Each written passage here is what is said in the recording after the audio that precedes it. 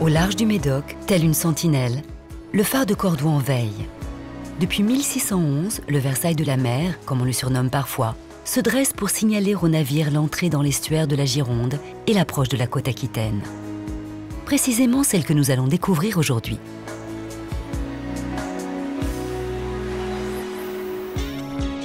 Un voyage de près de 400 km entre Saint-Christoly-Médoc et Hendaye, en passant par le bassin d'Arcachon, la côte landaise et la corniche basque. Avec Cathy et Sandrine, nous irons vendanger au bord de l'estuaire de la Gironde. Puis David nous parlera de la protection des dunes littorales. Au Cap Ferret, Adrien et Martin nous feront découvrir leur maison de bois haut de gamme. Paul et Suzanne nous présenteront une forme de pêche particulière, le surfcasting. Pierre nous expliquera comment s'entretient l'immense forêt des Landes. Gilles et ses acolytes tenteront ensuite de nous transmettre le virus de la détection. Du côté de Biarritz, Christophe nous parlera surf et esprit de liberté. À Sokoa vous attend le succulent tioro de chez Margot préparé par Alban. Puis, Jean-Marie nous emmènera pêcher le chipiron à Saint-Jean-de-Luz. Destination finale, le château d'Abadia. Entre les masses d'eau de la Gironde et de l'Atlantique qui adoucissent les températures, la presqu'île du Médoc bénéficie de microclimats propices à la viticulture. La rive gauche de l'estuaire est en grande majorité basse et vaseuse. On y trouve donc peu de ports comme Saint-Christoly. Cette charmante bourgade, idéalement installée sur les coteaux dominant les eaux de la Gironde, vit au rythme du raisin depuis des siècles. Ces vignes constituent l'une des pièces des 16 000 hectares du puzzle médocain.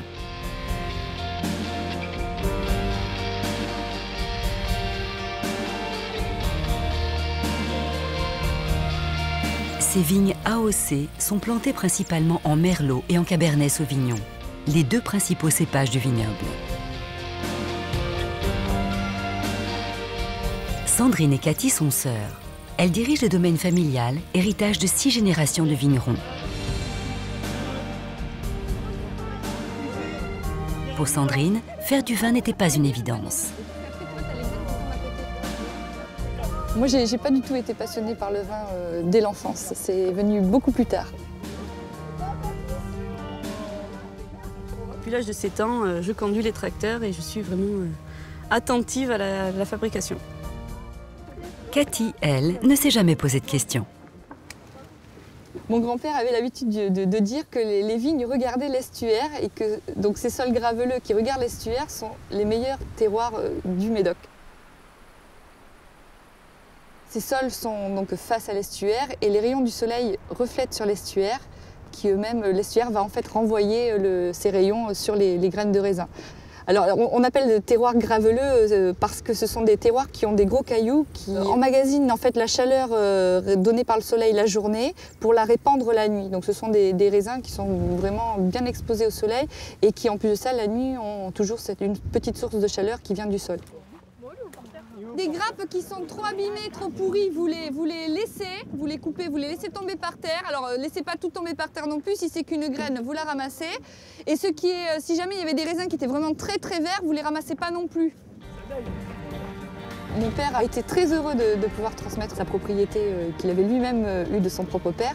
C'est vrai que ça n'a pas toujours été très facile, c'est vrai qu'il y a un conflit de génération et que chaque jour on apporte des innovations avec lesquelles il n'est pas toujours d'accord. Donc il exprime régulièrement son désaccord, mais on a la chance d'avoir un père très compréhensif et qui est très, très positif et qui sait... et qui nous donne une entière responsabilité aussi. Voilà, qui sait nous donner des responsabilités et qui arrive à reconnaître que par moments on a quand même raison. Entre modernité et féminité, Hervé, le père de Sandrine et de Cathy, a donc dû lâcher un peu la bride et reconnaître le talent de ses filles. Ah, mes filles, ce que j'en pense, j'en pense pas mal de bien quand même.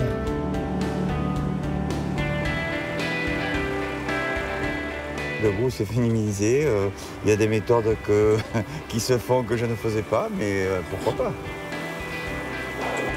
Et il n'est pas au bout de ses peines, Hervé, car une 8e génération de filles a fait son apparition au domaine.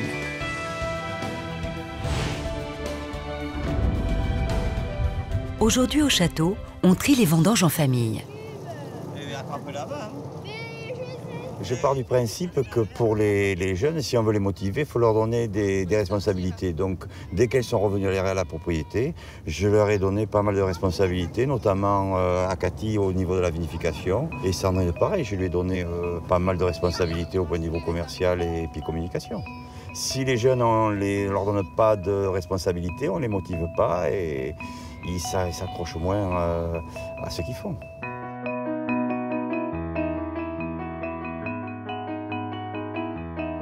Depuis l'arrivée de Cathy et de Sandrine aux commandes, les médailles ont fleuri sur les derniers millésimes du château. Preuve que la confiance paternelle a porté ses fruits.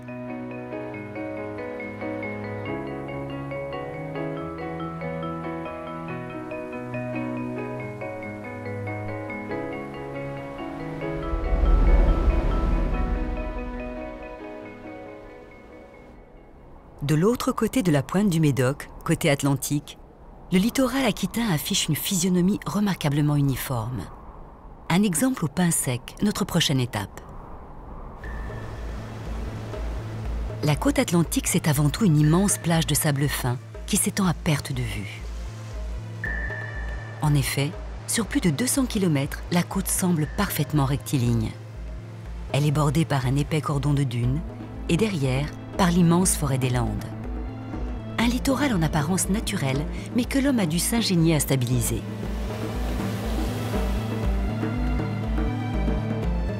David travaille pour l'Office national des forêts.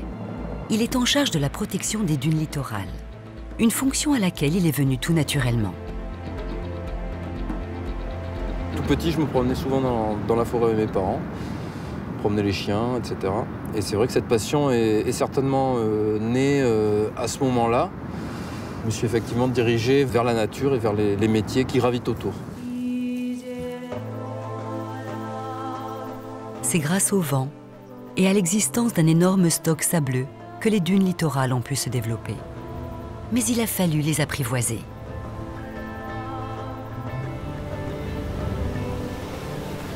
Les dunes auparavant étaient non boisées, avec des formes libres et menaçaient les villages à l'intérieur du pays. De ce fait, un reboisement artificiel a été mis en place. Outre la plantation d'une forêt de protection derrière la dune mobile, l'homme a inventé un ingénieux système pour stabiliser l'ensemble. Au début du 19e, l'homme a commencé la fixation des dunes littorales avec la mise en place d'une succession de planches qu'il relevait au fur et à mesure de son recouvrement. Et à partir d'une certaine hauteur, ce stock sableux a été fixé par la mise en place d'oyas ou de gourbets des Aquitains. La dune qui borde la plage est donc artificielle. L'oya, une plante aux très longues racines, y fut plantée pour la fixer et la protéger. Mais les oyas ne suffisent pas.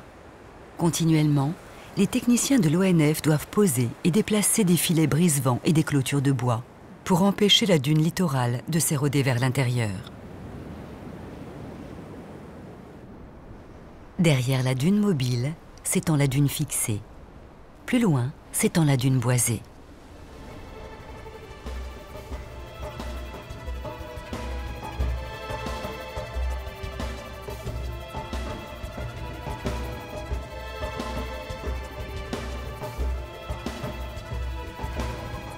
Les dunes littorales du Médoc présentent quelques spécificités. Le vent y découvre notamment des falaises à sol dit fossile, car très anciens. L'été, vous pouvez retrouver sur les plages des boues de sol fossile. Donc ici, on a quelque chose d'assez feuilleté, noir, qui ressemble plus ou moins à du charbon, hein. C'est de la lignite.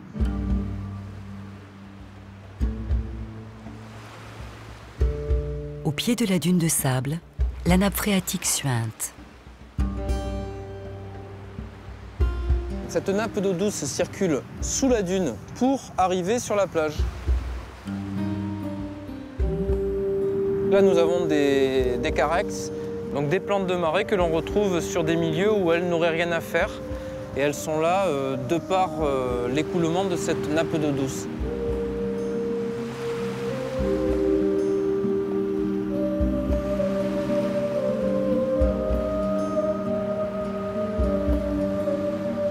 Si l'homme est plus ou moins parvenu à maîtriser les dunes, il n'a pu que constater la puissante érosion du trait de côte depuis le début du XIXe siècle, jusqu'à 300 mètres à certains endroits.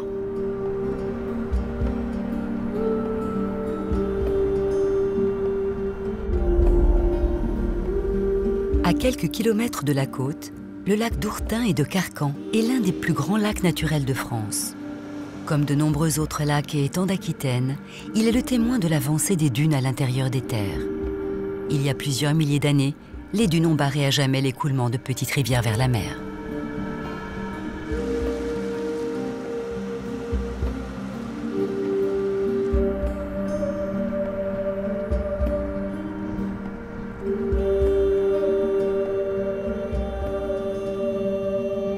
À l'inverse de ces lacs, le bassin d'Arcachon ne s'est pas refermé.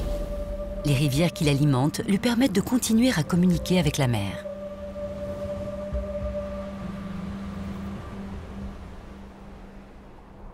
Le bassin d'Arcachon est une vaste étendue d'eau salée d'environ 150 km² que la presqu'île de Lège-Cap-Ferret vient presque refermer.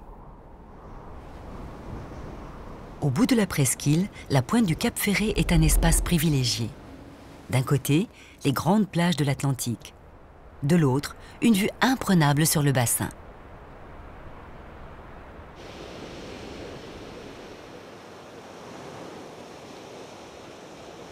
La pointe du Cap-Ferret a beaucoup reculé depuis le XIXe siècle. Preuve en est la position actuelle des blocos du mur de l'Atlantique.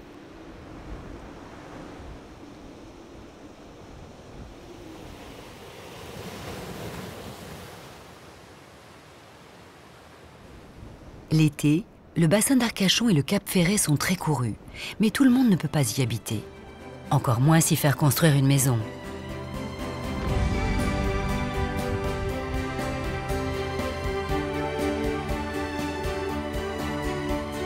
Dans la pinette des petits villages du Cap, certains hapifiaux ont choisi, pour leur abricotier, la version écolochique. Martin et Adrien sont frères et ont grandi au Cap-Ferret. Leur passion pour le bois, l'architecture et l'environnement les ont conduits à créer des maisons adaptées à cet endroit unique.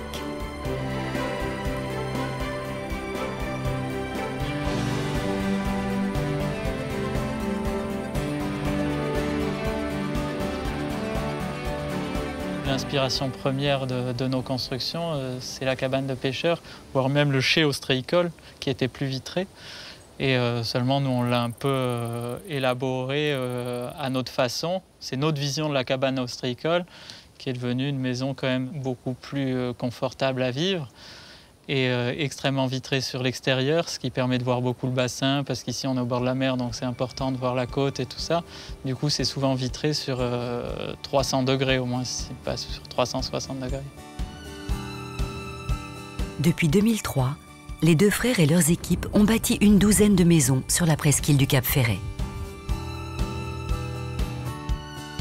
On peut dire que déjà c'est de la maison de charpentiers, menuisiers et passionnés, mais au final le résultat, vu qu'on passe autant de temps dans l'aménagement intérieur que dans la structure, la maison finit comme un très grand meuble. Par exemple, la maison qu'on a derrière nous est posée sur des plots, c'est-à-dire qu'elle est déplaçable et elle se tient comme un meuble, c'est-à-dire qu'elle est posée comme une table. L'air circule dessous, donc il n'y a jamais l'humidité du sol qui remonte dans les murs. Et toute la charpente est une structure comme un squelette humain en fait, c'est-à-dire qu'on ne peut pas enlever une poutre à un moment donné, toute la structure vient avec. Il n'y a pas de mur porteur, tout est sur poteau. Tout est sur poteau, assemblé. Donc toute pièce un peu comme une tour Eiffel, c'est vraiment du squelette. Et après qu'on a habillé pour mettre des parements, mais si on traite la charpente un peu comme des ébénistes, c'est-à-dire qu'on ne tolère pas trop les jours et l'assemblage qui plaque pas trop, donc sur ça aussi on peut dire qu'on fait Il y a une rigueur particulière. On a un peu déplacé les métiers, c'est-à-dire que d'habitude la charpente ça peut rester quand même rustique. Quant au bois de leur charpente, les deux frères ne vont pas le chercher bien loin. Quand on est dans une région où pousse que des pins, effectivement, on a tendance à ramasser ce qu'on a à nos pieds. Donc forcément, quand on regarde ici, il y a 99% de pins et que c'est surtout une des plus grandes forêts d'Europe qui est à nos pieds et qui est un bois qui a été complètement dévalorisé par une mauvaise utilisation et par une utilisation intensive du fait qu'il soit bon marché. Mais quand il est bien utilisé, il met toute sa valeur en avant parce qu'il est très lumineux, contrairement à beaucoup de bois, même les bois exotiques, tout ça, ils sont peut-être très résistants, ils ont beaucoup de qualité, mais au final, ils sont sombres et pas toujours très expressifs. Le pin, il s'exprime tout seul, même juste un bout de planche peut déjà porter à rêver.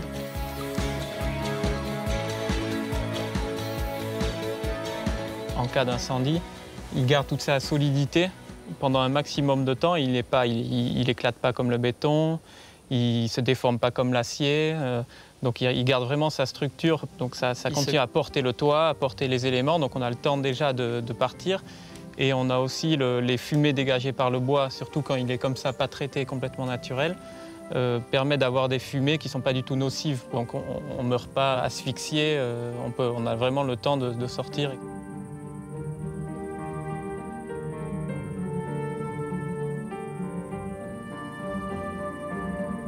En termes de fabrication d'une fenêtre, c'est 1000 fois moins d'énergie pour faire une fenêtre en bois que pour faire une fenêtre en aluminium, par exemple.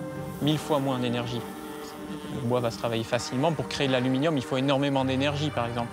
Donc rien que là-dessus, le bois en général est un très bon bilan CO2. Ensuite, c'est vrai que de prendre le bois en plus qui pousse dans son jardin, c'est encore mieux, effectivement.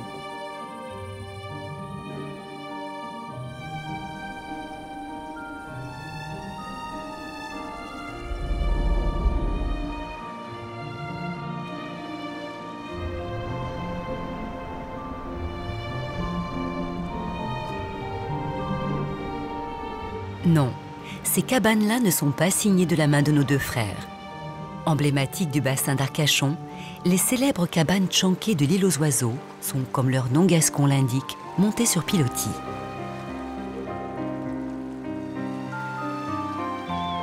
Construites à l'origine par les ostréiculteurs pour surveiller leur parc, les cabanes furent rapidement occupées à des fins de loisirs, notamment pour la chasse et la pêche.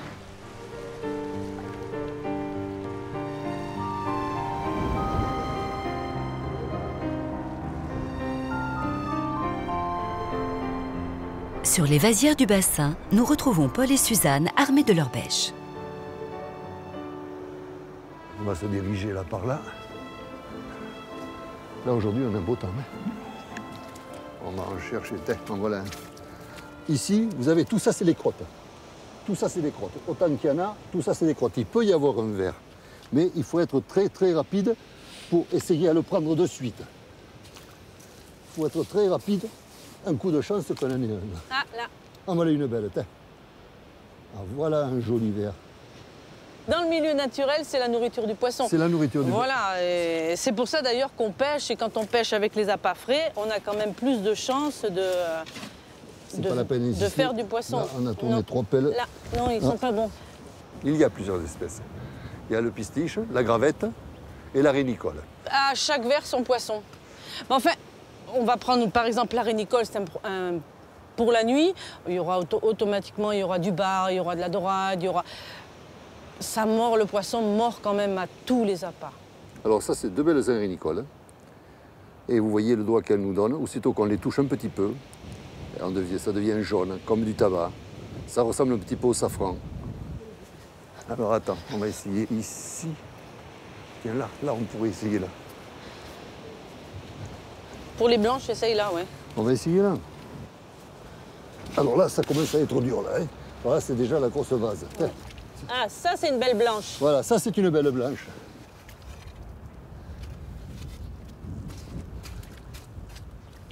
On va réessayer ici. Vous voyez le canot que ça fait un verre? Vous voyez les canaux? Et le verre, il s'enfonce. Directement qu'il entend un peu de bruit, il s'enfonce. Et puis il n'y est plus, là. Hein. Ah, il n'y est plus, non. Ah, là, il est parti. Hein. Disons qu'il faudrait qu'on parte avec une trentaine de verres. Tiens. Pour faire pêche.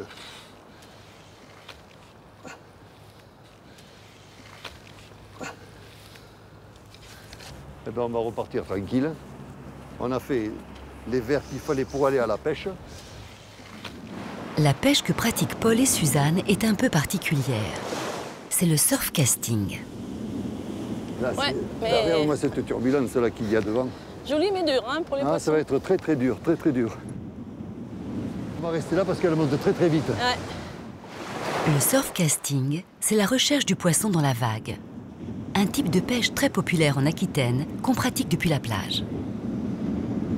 Alors ici, c'est le barda du Du pêcheur. Hein. Alors là, voilà, tout ça, il y a les montages, il y a les moulinets. On ne choisit pas son endroit en fonction du spectacle, parce que le spectacle, c'est beau partout, on le connaît quand même, on choisit surtout pour la pêche. On ne fait pas tellement attention au spectacle, il faut être réaliste. Le spectacle, on vient Voilà. pour la pêche surtout. C'est pour se donner du plaisir. On vit que pour ça. On vit que pour la pêche. Suzanne n'aime pas le poisson. Par contre, moi, je l'adore, le poisson. Elle est un peu spéciale là-dessus. Ni le poisson... C'est-à-dire, je ramasse les champignons et je les aime pas plus. Hein. Ah oui, elle ramasse des cèpes. Et... Je ramasse les escargots, mais je les aime pas plus. Hein. Mais on est toujours en vadrouille. Alors, est-ce que ça, c'est bien droit? Ok, on peut commencer. Alors voilà, là vous avez le verre à tube typique du bassin. Hein. Il a une peau de protection. On va en mettre un parce que ça, aussi bien la dorade, le sard, les rayés aiment bien cet appât. Et s'il y a de la chance là, ça peut faire un joli poisson. Le surf casting consiste à lancer le plus loin possible une ligne de fond, lestée par un petit plomb, puis à attendre les touches. Les cannes sont posées sur des piquets à la verticale. On est à peu près une soixantaine de mètres, mais ma femme a jeté beaucoup plus loin. Et oui, car Suzanne a été sacrée championne de France de surf casting en 2006. Et avec elle, ça ne tarde jamais à mordre. Suzanne connaît par cœur toutes les mailles des différentes espèces de poissons, c'est-à-dire leur taille réglementaire de pêche. L'excitation de la touche, la prise du poisson en elle-même, c'est surtout cela qui plaît à Paul et Suzanne.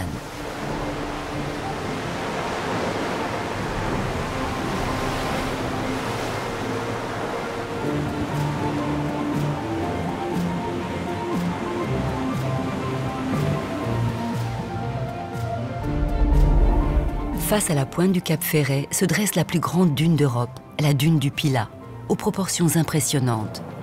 107 mètres de haut, un peu moins de 3 km de long et 500 mètres de large. Un colosse de 60 millions de mètres cubes de sable qui voit passer près d'1 million de visiteurs par an.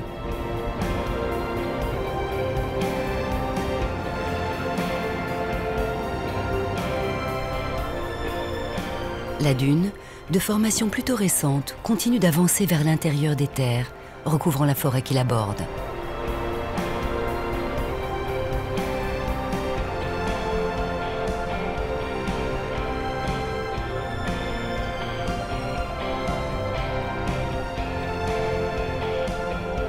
À ses pieds, le vaste banc d'Arguin évolue au gré des puissants courants qui rendent les passes d'Arcachon si dangereuses.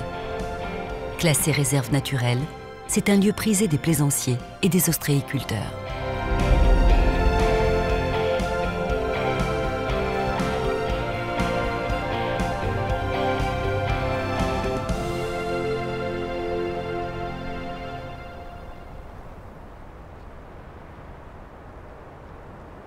La forêt landaise a été massivement plantée et rationalisée entre le milieu du 19e siècle et 1950. Elle représentait il y a peu le plus grand stock forestier d'Europe de l'Ouest. Mais en janvier 2009, la tempête Klaus a dévasté le massif. On estime qu'entre 30 et 40% des arbres ont été déracinés, brisés ou endommagés. Cela représente 40 millions de mètres cubes de bois à déblayer et à replanter.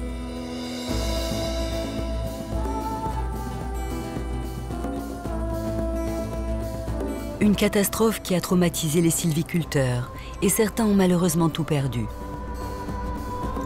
Dans les zones demeurées intactes, l'entretien se poursuit selon des cycles bien définis.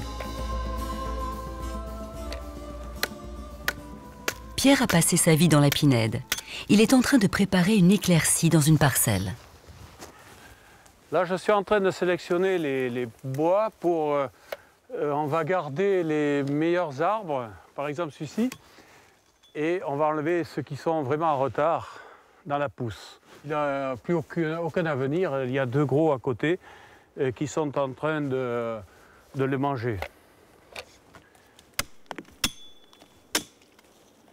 Le massif des Landes, à la différence de bon nombre de forêts françaises, fait l'objet d'une exploitation rigoureuse. Chaque arbre a besoin d'une 50aine d'années pour arriver à maturité. La physionomie de la forêt est donc très particulière. Elle offre un paysage de parcelles géométriques, savamment quadrillées par un vaste réseau de 5000 km de routes et de chemins par feu. Chaque parcelle correspond en gros à une classe d'âge. Arrivés à l'âge adulte, les pins sont abattus et la plantation peut reprendre selon un agencement très méthodique.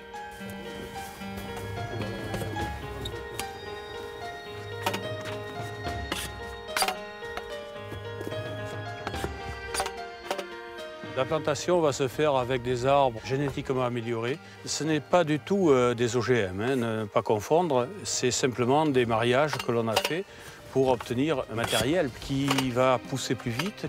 Et ces arbres, tout simplement, eh bien, ils vont faire notre future forêt. Ils sont tout jeunes, tout mignons.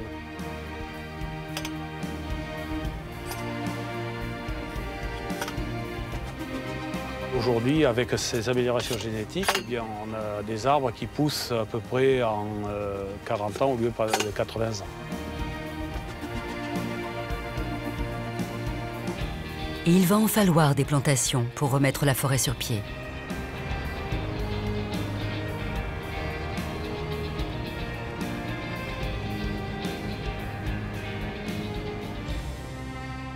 Bien sûr, on ne plante pas pour soi. Moi, j'ai 60 ans. Si je plante aujourd'hui, vous voyez, ces arbres, ce seront pour mes enfants, voire les petits-enfants. Mais enfin, à 45 ans, quand même, c'est un arbre qui est encore à l'échelle humaine, puisque 45 ans, c'est pas très très vieux. Si on plantait le jour de sa naissance, on pourrait voir encore ces arbres.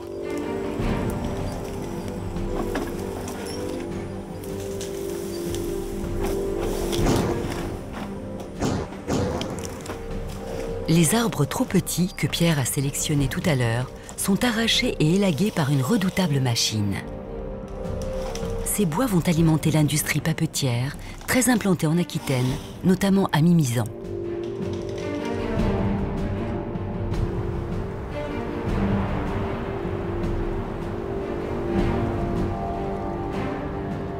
Là se trouve l'une des plus importantes usines européennes de production de papier kraft.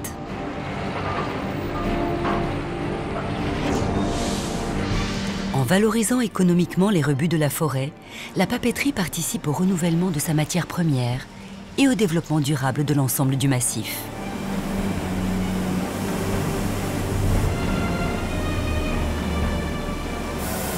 Ici, 150 000 tonnes de papier naturel sortent chaque année des énormes machines à lessiver, vidanger et frictionner. Une alchimie entre l'eau et les copeaux pour obtenir un écomatériau décliné en une 40aine de produits différents.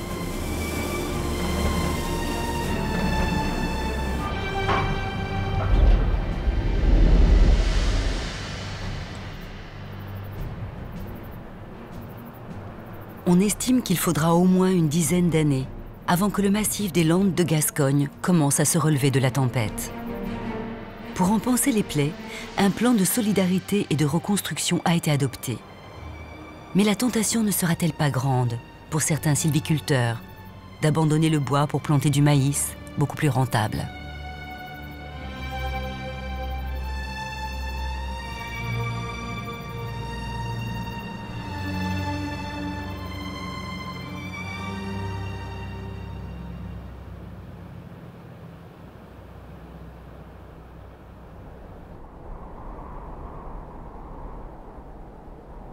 Notre prochaine étape, au fil des plages landaises tant appréciées des touristes, va nous emmener à la découverte d'une bien étrange passion.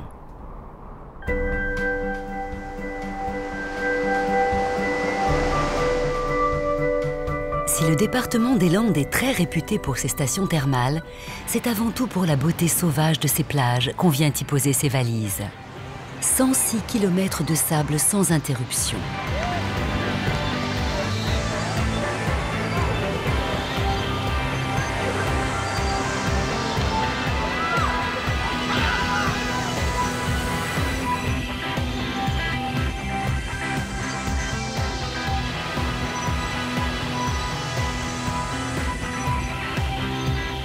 certains vacanciers, ces plages constituent le lieu béni de leur liberté retrouvée.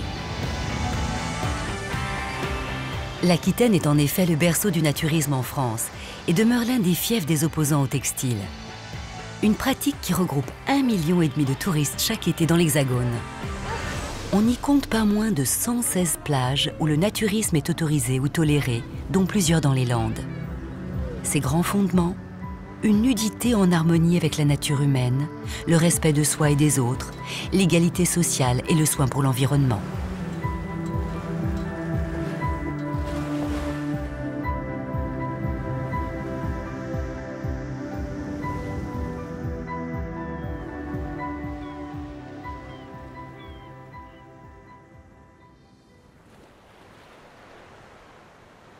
Sur les plages des Landes et d'Aquitaine, on rencontre les membres d'une étrange confrérie.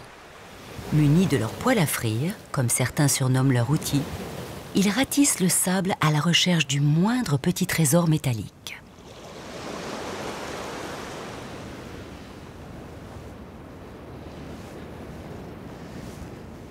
On les appelle les beachcombers, en français, les prospecteurs.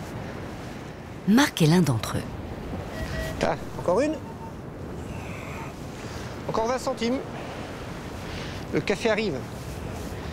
Marc passe sa vie à prospecter sur les plages. Tout ça à cause d'une médaille. Un jour, j'avais une chaîne avec 2 médailles et la chaîne s'est cassée. Les 2 médailles sont tombées, j'en ai retrouvé qu'une. Donc j'ai demandé à un ami qu'on connaissait qui avait ça, parce que dans les scieries, ils utilisent ça pour détecter quand ils coupent les clous, les choses comme ça dans les pins. Donc je l'ai emprunté et j'ai retrouvé presque immédiatement ma médaille. Et puis bon, j'ai gardé le week-end, j'ai commencé à chercher un peu partout autour de la maison. J'ai trouvé des anciennes pièces et puis bon, des pièces, des francs. Hein. Et puis voilà quoi. Alors après, j'ai dit, il faut que j'en achète un, il faut que j'en achète un. On économisait un petit peu, un premier détecteur, et puis 2, et puis 3, et puis voilà, la passion, 15 ans quoi. Encore une pièce. Bah, aujourd'hui, ça a été pas mal de pièces et une bague en argent. Quand j'étais petit, quand j'étais gamin, en fait, je fouillais dedans.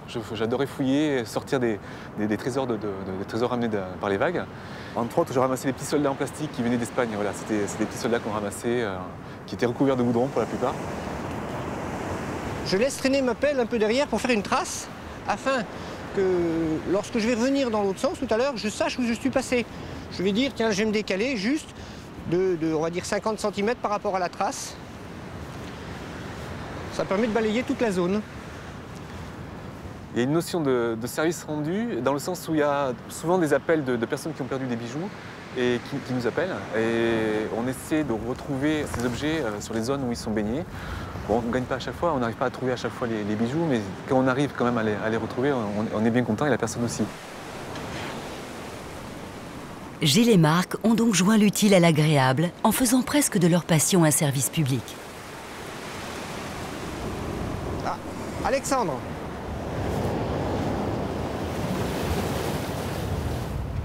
Il y a une dame, je me rappelle encore, une Strasbourgeoise, qui avait perdu sur une plage à Moguette, là. Je lui ai retrouvé son alliance avec des diamants. Ben, quand je lui ai restitué, elle pleurait. Et ça, j'ai encore l'image de bonheur, hein, bien sûr. Hein. Il y a le plaisir de trouver, bien évidemment, mais alors le plaisir de restituer, c'est quelque chose d'encore plus fort. Gilles est auteur, entre autres, d'un petit manuel du beachcomber. Ça peut aller jusqu'à 40-45 cm pour certains objets, voilà, de profondeur. Parce que, en général, c'est 30 cm, mais avec des disques de cette importance-là, ça va un peu plus profond. Comme la mer ici travaille énormément le sable, enlève le sable, le remet au fil des marées, au fil des saisons, eh bien on peut trouver des objets datant des siècles derniers aussi. Il m'est arrivé de trouver des pièces anciennes. Une des plus vieilles que j'ai trouvées, c'est une pièce de Philippe II d'Espagne. Je pense que c'était une pièce qui venait d'un naufrage. C'est quelque chose de très émouvant. Cette passion, elle ne peut pas s'arrêter, à mon avis. Lorsqu'on a trouvé, on n'a envie que d'une chose, c'est de rechercher l'objet suivant.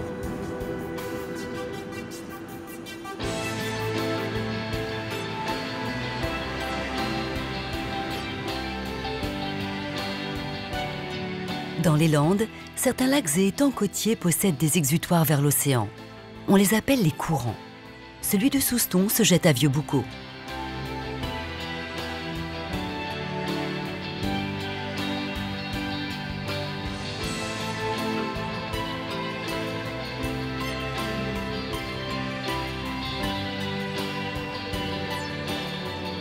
Nous quittons les Landes pour les déferlantes de la côte basque, ce petit trait d'union rocheux avec l'Espagne. C'est le lieu de naissance du surf en France et en Europe. Il demeure l'un des meilleurs spots au monde.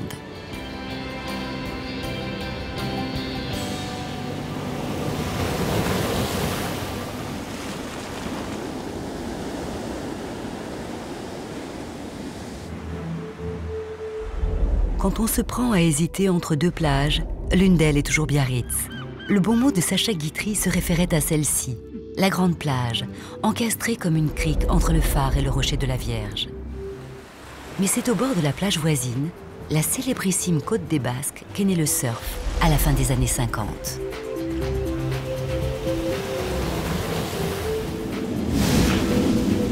La côte des Basques est un lieu mythique, extrêmement prisé des aficionados.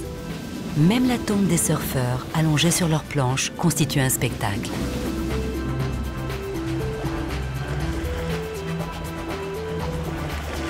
C'est sur cette plage que le père de Christophe, Bruno, grava son nom dans l'histoire du longboard. Il forma avec Joël de René et quelques autres pionniers ces tontons surfeurs qui fabriquèrent les premières planches françaises et popularisèrent la pratique. Christophe est quasiment né sur une planche, prédestiné donc à devenir champion de France.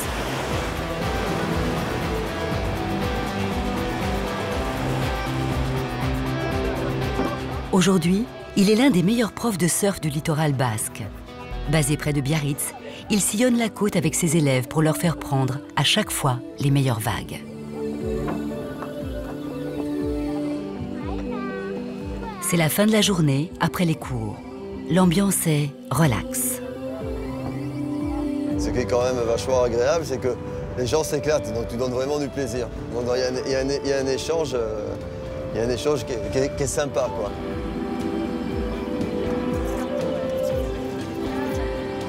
Au tout début du surf business, il y avait une petite part de rêve parce que c'était nouveau, personne n'y croyait vraiment. On se dit ça alors, c'est incroyable, ça marche, oh, c'est rigolo. Mais après, dès que ça devient professionnel, bah, tu deviens comme tout le monde. C'est vraiment du business et c'est la rentabilité, les nouveaux points de vente.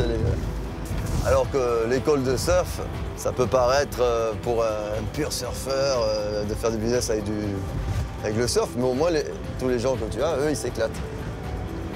Ça c'est quand même sympa, que ce soit des vieux ou des jeunes. Ils ont le sourire, ça leur donne la banane, donc c'est quand même agréable. Un champion de surf, ça doit avoir de beaux souvenirs de vagues, non? La plus belle vague de ta vie, il y en a plusieurs. C'est une qui reste vraiment gravée dans ta tête. Souvent, moi, celles qui sont gravées le plus, c'est quand même les fois où je me suis fait le plus peur. Et où c'est à la fois très esthétique et très, très violent physiquement. Donc voilà, je pense que c'est quand même des vagues où j'ai eu des sensations très très fortes. En 50 ans, le surf a pris durablement racine à Biarritz et sur toute la côte basque. Il y a produit une culture, une économie, des modes de vie bien spécifiques.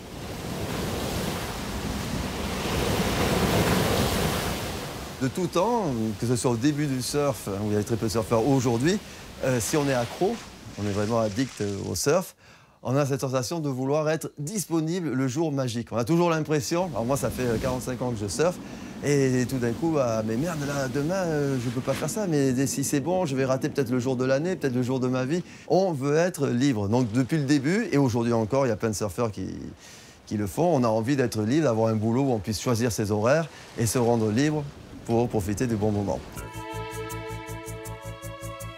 Comme tout bon surfeur, Christophe rêve d'un monde meilleur, où les planches seraient écologiques.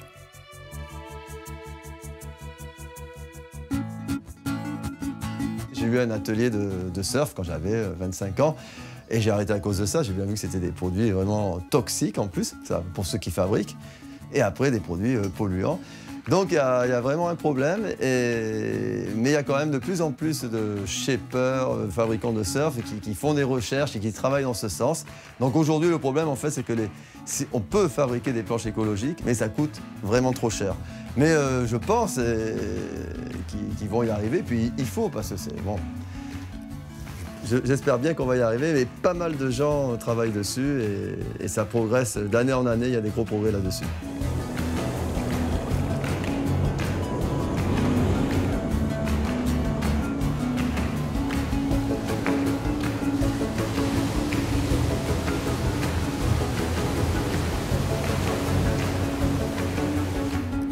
À une quinzaine de kilomètres au sud de Biarritz, une vaste échancrure s'ouvre dans la côte. C'est la baie de Saint-Jean-de-Luz, la seule rade abritée entre le bassin d'Arcachon et l'Espagne.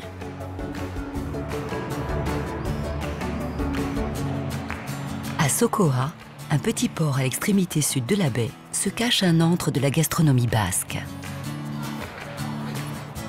Chez Margot.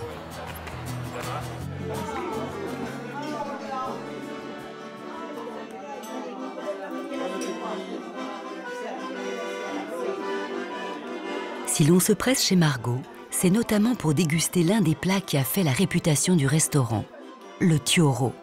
C'est la spécialité d'Alban. Nous allons essayer de vous faire un tioro. C'est un plat rapporté par les pêcheurs. Si je peux vous expliquer, c'est un peu de la godaille, c'est-à-dire des morceaux de poisson qui ont été donnés par le patron. Et en arrivant à la maison, le pêcheur, comme il n'y en avait pas assez, a agrémenté de pommes de terre, de bouillon, et en a fait comme une soupe. Et ça a fait un plat régional. Voilà. Nous allons commencer à le faire. Alors pour ce, je mets un petit peu d'huile d'olive.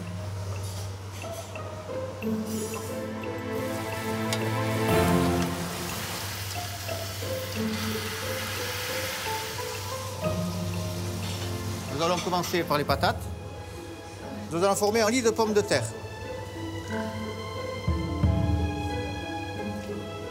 Allez, je vais ajouter maintenant tous mes poissons que j'ai préparés ce matin. Nous allons commencer par le congre. Ce sont des filets de congre pour éviter qu'il y ait trop d'arêtes. Et je vais faire un lit à chaque fois de poisson.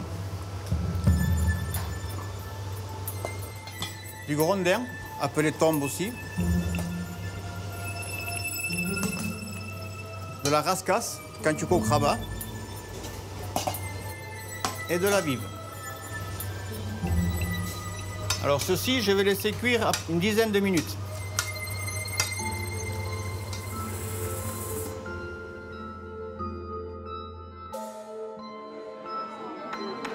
Mais au fait, cette Margot, qui est-ce? Alors c'est ma grand-mère qui a monté le restaurant. Mon père et ma mère a pris la suite et nous a transmis la troisième génération. C'est nous, les trois frères, nous sommes à la tête de l'affaire. Et je suis là depuis l'âge de 14 ans dans la cuisine.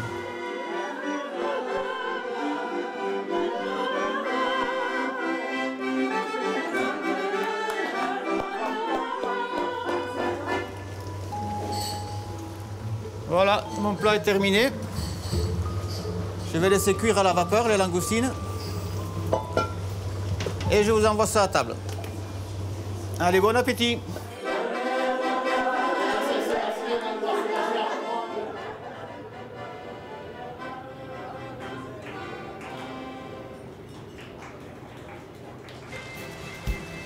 Une fois les papilles régalées et le service terminé, Alban et son fiston, en bon basque, partent enfiler leur combinaison.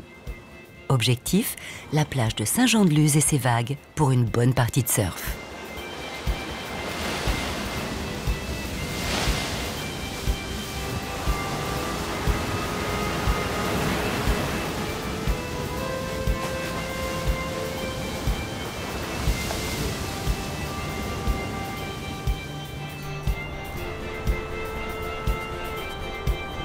Derrière les trois digues de béton, les eaux calmes de la baie offrent aux plaisanciers et aux pêcheurs un vaste terrain de jeu. Ce matin, Jean-Marie nous emmène à la pêche au chipiron. Départ du petit port de Cibourg, installé sur les bords de la Nivelle. Direction la baie.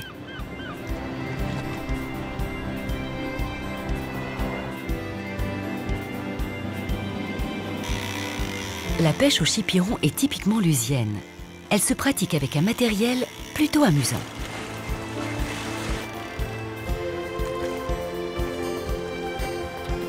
On pêche à l'arrêt du bateau. Alors c'est le calamar qu'on appelle ou le chipiron ici. Donc on peut pêcher avec une seule turlute comme ça, qui arrive au fond et on lève 2 ou 3 brasses. Et ensuite vous avez un second montage aussi, qu'on appelle la turlute japonaise. Voilà, elle bouge, vous voyez, et ça excite le calamar, le chipiron. Et ça c'est fluo sous l'eau, ça attire davantage le chipiron.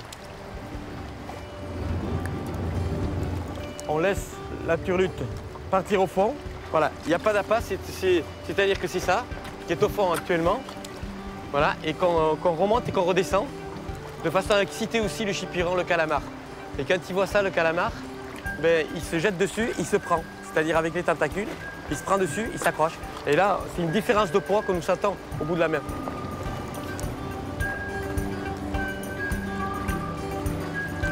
Hop, allez. Là, c'est parti. Hop.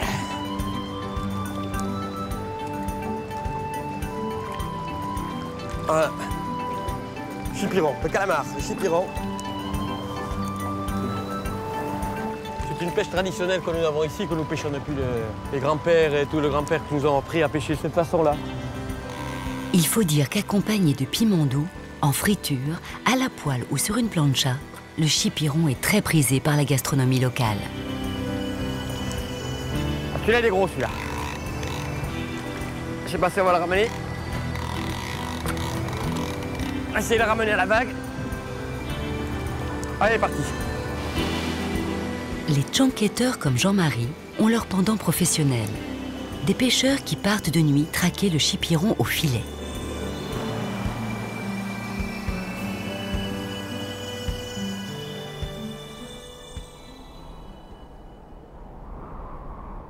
Entre Saint-Jean-de-Luz et Hendaye, sur quelques kilomètres, s'étend l'extraordinaire paysage des falaises de la Corniche basque.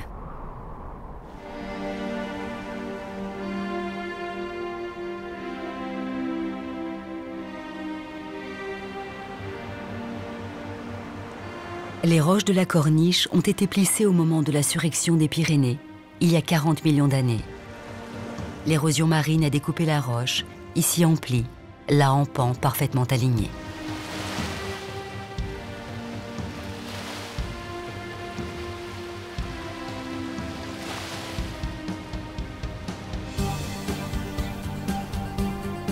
Au sommet de la Corniche, sur un magnifique domaine préservé de 64 hectares, se dresse le château d'Abadia.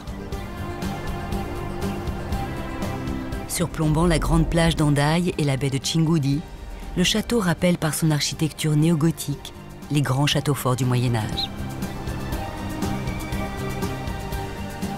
L'édifice est signé du célèbre architecte Viollet-le-Duc.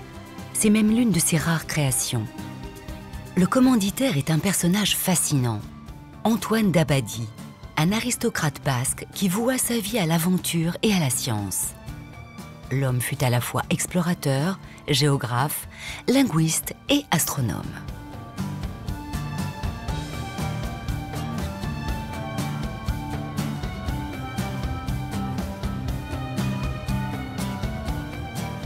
L'observatoire qu'il installa dans son château fonctionna jusqu'en 1975 sous les auspices du CNRS. Près de 50 000 étoiles y furent cartographiées.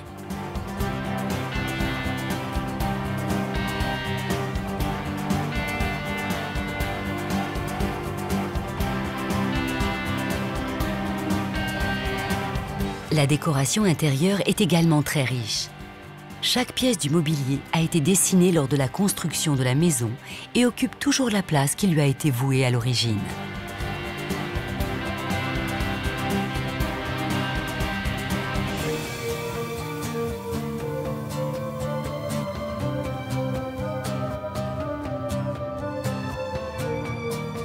Antoine d'Abadie fut aussi très croyant.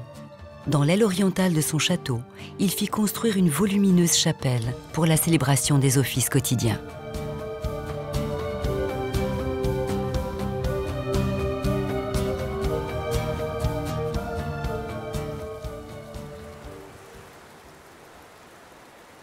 C'est aux tourelles du château d'Abadia que s'achève notre découverte des côtes françaises de l'Atlantique.